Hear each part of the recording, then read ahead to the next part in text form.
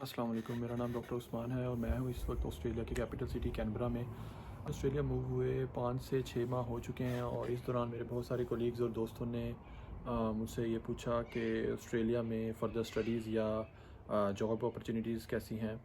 तो सोचा इसके ऊपर एक वीडियो बना के सबको जो इंफॉर्मेशन मेरे पास है वो प्रोवाइड कर दूँ। इस वीडियो में 2 पाथवे मैं बताऊंगा। फर्स्ट पाथवे तो सिर्फ मेडिकल फील्ड के स्टूडेंट्स के लिए या मेडिकल फील्ड के लोगों के लिए ही कारआमद है। जो सेकंड पाथवे है वो किसी भी फील्ड का कोई भी दोस्त वो अडॉप्ट कर सकता है। Okay, so first pathway is Australian medical council licensing exam pathway, जिसे एएमसी पाथवे भी कहते हैं। और सेकंड पाथवे है थ्रू स्टूडेंट वीज़ा पाथवे, जिसमें आपने अगर बैचलर्स किया हुआ है तो आप मास्टर्स कोर्स में एडमिशन लेके तो फिर यहाँ मूव करते हैं। दोनों पाथवे थोड़े डिफरेंट हैं तो उनको इलेबोरेट करता हूँ। फर्स्ट पाथवे है Australian medical council licensing exam pathway. इसमें 2 इसके स्टेप्स हैं, AMC1 and AMC2। You have to pass both to get a licence to practise here in Australia. तो जब आप पार्ट 1 और पार्ट 2 दोनों पास कर लेते हैं तो देन आप यहाँ पे इनकी जो मेडिकल काउंसिल है एफ्रा, उसमें रजिस्ट्रेशन करवाते हैं अपनी और यहाँ पर एज ए डॉक्टर काम कर सकते हैं। AMC1 दुनिया में बहुत जगह पे होता है और कंप्यूटर बेस्ड एग्ज़ाम है। उसमें 180 MCQs होते हैं, जिसमें जो आपको दुबई, सिंगापुर और पाकिस्तान से रिलेटेड मैं आपको बता रहा हूँ कि जो करीब तरीन आपको मिल सकते हैं। लेकिन अभी उनकी वेबसाइट पर ऑफिशियली ये मेंशन हो चुका है कि पाकिस्तान में भी सून AMC के पार्ट 1 के एक सेंटर्स ओपन हो जाएंगे। अभी एग्जैक्ट डेट्स नहीं बताई लेकिन जल्दी ओपन हो जाएंगे। और जो इसकी फ़ीस होती है पार्ट 1 की वो है 3100 Australian dollar as of today. Like I am making this video in January 2024। तो 3100 ऑस्ट्रेलियन डॉलर्स उसकी फ़ीस है। अच्छा, उसके अलावा जब आप पार्ट 1 कर लेते हैं तो फिर आपको पार्ट 2 देना पड़ता है। पार्ट 2 पहले सिर्फ मेलबर्न में हो रहा था, लेकिन अब ऑनलाइन भी स्टार्ट हो चुका है। ऑनलाइन सारा प्रोसीजर वो मुख्तलिफ़ जगहों पे आपको मुख्तलिफ़ वीडियोज़ में आपको मिल जाएगा कि पार्ट 2 की तैयारी कैसे की जाती है और पार्ट 2 कैसे दिया जाता है। पार्ट 1 के लिए भी बहुत सारी वीडियोज़ हैं प्रिपरेशन के लिए। मेरा मकसद इस वीडियो के लिए है कि आपको पाथवे समझाऊँ। प्रिपरेशन जो सा है वो एक सेपरेट टॉपिक है और बहुत लेंथी टॉपिक है। तो पार्ट 1 और पार्ट 2 जब आप करते हैं, पार्ट 2 की फ़ीस भी अराउंड 5 to 6 थाउजेंड डॉलर्स है। I am not sure about that. तो उसके बाद आपको लाइसेंसिंग के लिए अप्लाई करना होता है और आपको ऑस्ट्रेलिया में एज ए मेडिकल डॉक्टर काम करने के लिए लाइसेंस मिल जाता है। दैन आप यहाँ पर बहुत सारी मेडिकल प्रैक्टिसेस हैं जहाँ पर आप काम कर सकते हैं। जॉब का कोई इशू नहीं होता, जॉब आपको मिल जाएगी once you have clear both pathways. And then both pathways clear करने के बाद ही आप जो इनकी स्पेशलिटी फील्ड्स हैं उसमें रेजिडेंसी के लिए भी जा सकते हैं। दूसरा ये है कि पार्ट जो इसी के अंदर मज़ीद और तरीक़ाकार है वो ये है कि पार्ट 1 करने के बाद आपको अगर अंडर सुपरविजन काम मिल जाए 1 साल के लिए तो आप को पार्ट 2 एग्ज़ाम्प्ट हो जाता है और आप पार्ट 1 के बाद ही 1 ईयर अंडर सुपरविजन काम करने के बाद आपको लाइसेंस मिल जाता है to work as a GP। लेकिन उसमें फिर आप एज ए स्पेशलिस्ट किसी फील्ड में नहीं जा सकते, आपको उसके लिए पार्ट 2 फिर भी करना पड़ेगा। अगर आप स्पेशलिस्ट अगर एज ए GP काम करना चाह रहे हैं then it's good for you. लेकिन मसला इसमें भी ये है कि आपको पार्ट 1 करने के बाद अंडर सुपरविजन काम बहुत मुश्किल मिलता है। ऑन पेपर तो अवेलेबल है कि जी आपको मिल जाएगा काम और आप कर सकते हैं ये पाथवे अडॉप्ट, लेकिन बहुत कम हॉस्पिटल्स में ये अंडर सुपरविजन काम हो रहा है और बहुत मुश्किल से ही मिलता है। रेफरेंस आपको ऑब्वियसली चाहिए होते हैं मुख्तलिफ़ किस्म के। और बहरहाल जो बेहतर और सजेस्टेड पाथ है वो ये है कि पार्ट 2 भी क्लियर किया जाए और उसके बाद आप पार्ट 2 क्लिनिकल है, पार्ट 1 MCQ बेस्ड है।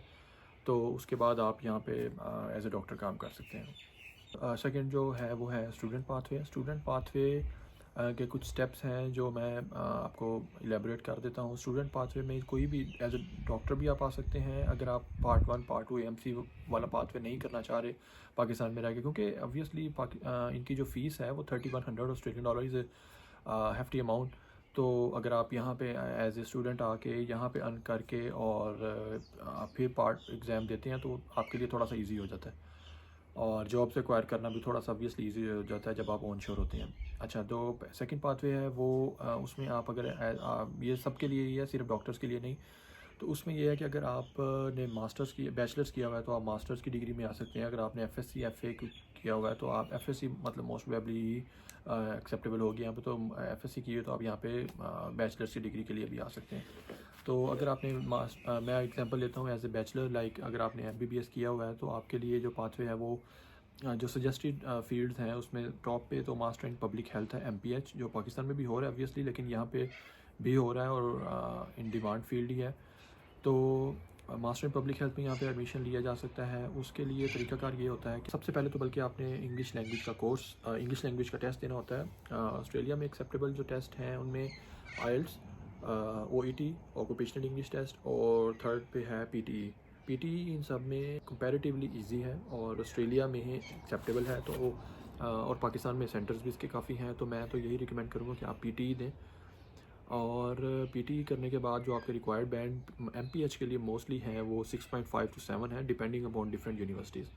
जब आपका इंग्लिश एग्ज़ाम क्लियर हो गया तो फिर आप अप्लाई कर सकते हैं किसी भी यूनिवर्सिटी में। यहाँ पे यूनिवर्सिटीज़ में अप्लाई करने के लिए आपको विया एन एजेंट ही आना पड़ता है, आप डायरेक्टली नहीं कर सकते। तो और एजेंट्स बहुत सारे हैं पाकिस्तान में, I won't recommend anyone but there are a lot of them and बहुत अच्छे अच्छे एजेंट्स भी हैं जिनकी वीज़ा रेशो बहुत अच्छी भी है, वो आपको खुद सर्च आउट करना पड़ेगा। लैंग्वेज एग्ज़ाम क्लियर करने के बाद आप अपने डॉक्यूमेंट्स जिसमें एमबीबीएस की डिग्री, आपका एफएससी, ये वो सारी डिग्रीज जो सी हैं आपकी अब तक की जो आपने स्टडी किया है वो सारी आप अपने एजेंट्स को प्रोवाइड करते हैं। और आपका एजेंट डिफरेंट यूनिवर्सिटीज़ में अप्लाई करता है, वो आपको रिकमेंड भी करेंगे कि आप किस किस यूनिवर्सिटी में अप्लाई करें, वहाँ पे chances of getting an offer letter is easy. जो स्टेप्स हैं वो पहले मैं आपको बता देता हूँ कि जिस स्टेप के साथ आपका स्टूडेंट वीज़े की तरफ आप जाते हैं या आपका स्टूडेंट वीज़ा लगता है। फर्स्ट स्टेप होता है कि आप इंग्लिश एग्ज़ाम क्लियर करते हैं, देन अपने डॉक्यूमेंट्स किसी भी यूनिवर्सिटी में जमा करवाते हैं थ्रू एन एजेंट। वो यूनिवर्सिटी आपके डॉक्यूमेंट्स असेस करती है, असेस करने के बाद आपको एक ऑफ़र लेटर इशू होता है। लाइक उस ऑफ़र लेटर के अंदर ये मेंशन होता है कि आपको आपकी फ़ीस पर सेमेस्टर इतनी होगी, लाइक $10,000 $12,000 होगी, $15,000 होगी, और आपने वो फ़ी पे करनी है पहले। और फिर और ये डॉक्यूमेंट्स आपने हमें प्रोवाइड करने हैं। उसमें आपके फाइनेंशियल डॉक्यूमेंट्स, आपके जो अगर आपको कोई स्पॉन्सर कर रहा है, लाइक आपके फादर स्पॉन्सर कर रहे हैं, उनकी टैक्स स्टेटमेंट, उनके बैंक स्टेटमेंट्स, उनकी फाइनेंशियल डिटेल्स, और जितने भी डॉक्यूमेंट्स आप फाइनेंशियली अपने प्रोवाइड कर सकते हैं वो उसमें करेंगे। साथ में एक उन सब डॉक्यूमेंट्स के बाद यूनिवर्सिटी आपके डॉक्यूमेंट्स असेस करने के बाद आप अगर वो समझती हैं कि आप जेन्युइन स्टूडेंट्स हैं तो जेन्युइन स्टूडेंट्स को फिर वो COE, जिसे कंफर्मेशन ऑफ इनरोलमेंट लेटर कहा जाता है, वो इशू किया जाता है। वो COE लेटर इशू होने के बाद आप अप्लाई करते हैं वीज़ा के लिए कि मुझे एज ए स्टूडेंट एडमिशन मिल गया है। COE से पहले आपने फ़ीस भी सबमिट करवानी होती है, जितनी भी फ़ीस यूनिवर्सिटी में आपको मिल रही है, लाइक 12,000 15,000 और $13,000, depending upon your course and depending upon the university and the location of the university. Fees बहुत ज़्यादा वेरी करती हैं, तो 10 से 15,000 के दरमियान है MPH की फ़ीस पर सेमेस्टर। तो उसके साथ आपको बैंक स्टेटमेंट शो करवानी होती है। बैंक स्टेटमेंट का सीन ये है कि अगर आप अकेले आ रहे हैं या आप अपनी फैमिली के साथ आ रहे हैं, लाइक आपकी वाइफ, आपका बेबी साथ आ रहा है, तो भी आपको अपना 1 साल का ख़र्चा शो करवाना होता है। कैसे? लाइक आपकी पहली फ़ीस $12,000 अगर थी तो आपने वो पे कर दी, ठीक है। उसके बाद आपकी अगला सेमेस्टर जो उसी साल के अंदर ही ऑब्वियसली आएगा, उसकी फ़ीस $12,000 वो। उसके अलावा आपकी 1 साल का जो लिविंग एक्सपेंसेस यहाँ पे होंगे, जो उनकी जो गवर्नमेंट की ऑफिशियल वेबसाइट के ऊपर फिगर्स हैं वो मैं आपको कोट कर देता हूँ। ये आज से 5-6 माह पहले के मैंने अभी के मुझे नहीं आइडिया, आई थिंक इतने ही होंगे।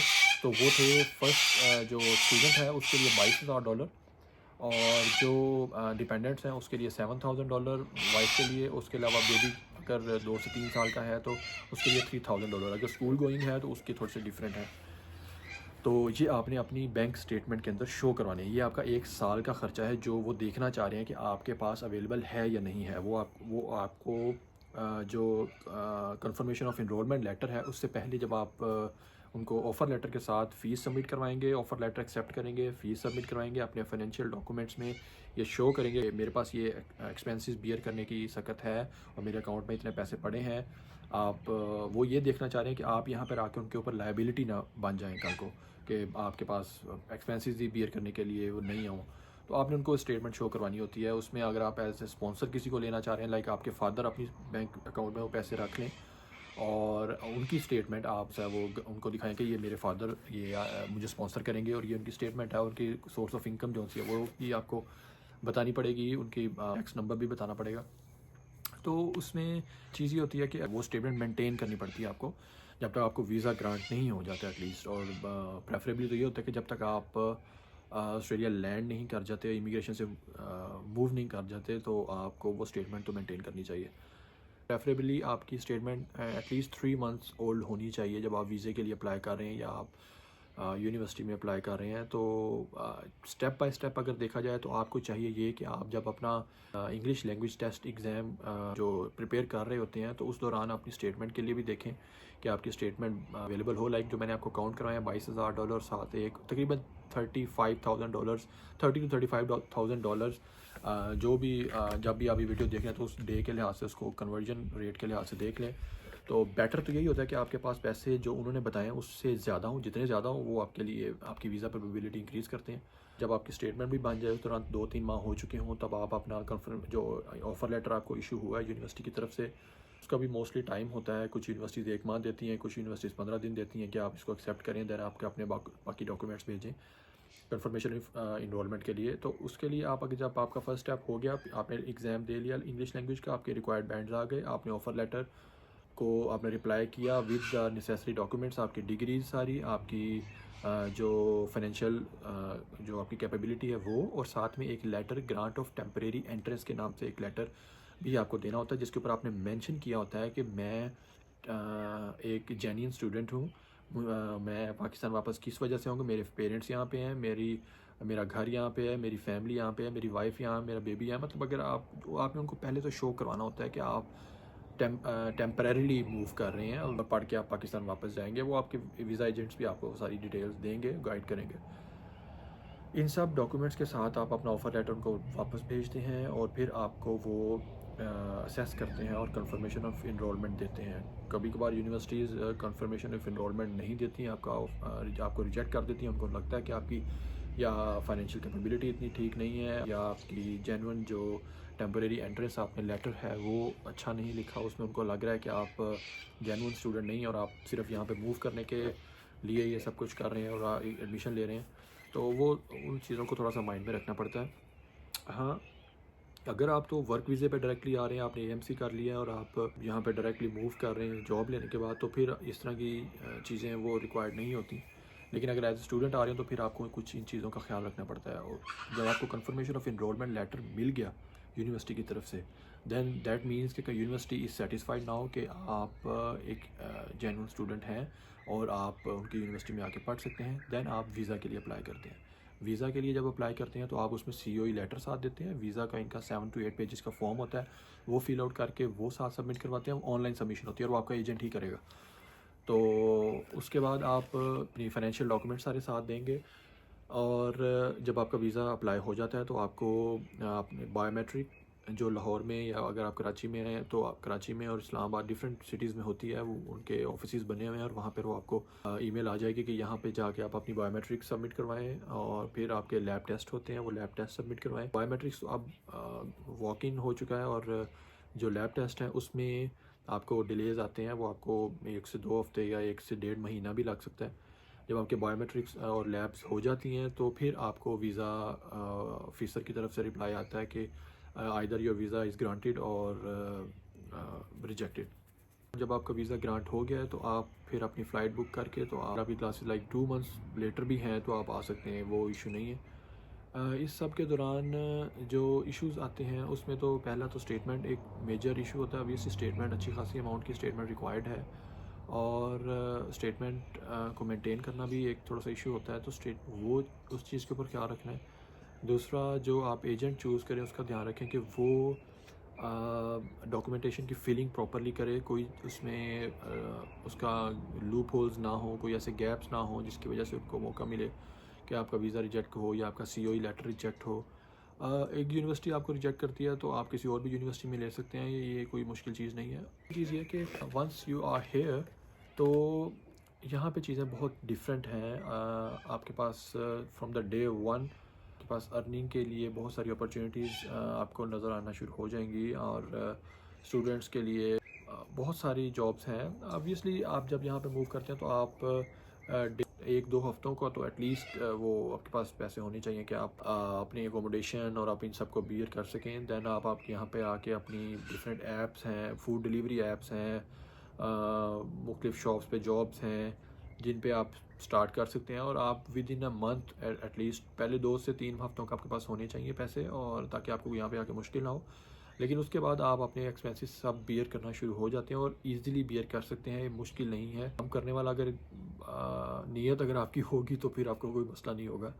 और यहाँ पे मिनिमम वेजेस भी ठीक हैं। बाकी डिपेंड करता है आप किस सिटी में आ रहे हैं, वहाँ पे वेदर कैसा है, तो के लिहाज से आप देख के फिर मूव करें। और मेरी कोशिश होगी कि ऑस्ट्रेलिया में जो चीज़ें डिफरेंट हैं पाकिस्तान से, और जो यहाँ पे मैंने न्यू चीज़ें नोट की हैं और जो खूबसूरती है यहाँ की, वो मैं अपनी मज़ीद वीडियोस में दिखाऊं। और एक सीरीज़ ऑफ वीडियोस मेरी कोशिश होगी कि मैं हर वीक एक ना एक वीडियो अपलोड करूं, और जिसमें कोई ना कोई डिफरेंट चीज़ ऑस्ट्रेलिया के बारे में जो मुझे फ़ील हुई वो मैं शेयर करूं। तो अगर आपका कोई क्वेश्चन है और अगर कोई चीज़ मैंने मिस कर दी हो तो आप प्लीज़ कमेंट्स में पूछ सकते हैं। I will try to answer those things in comment section, otherwise I will make another video for that. Thank you so much.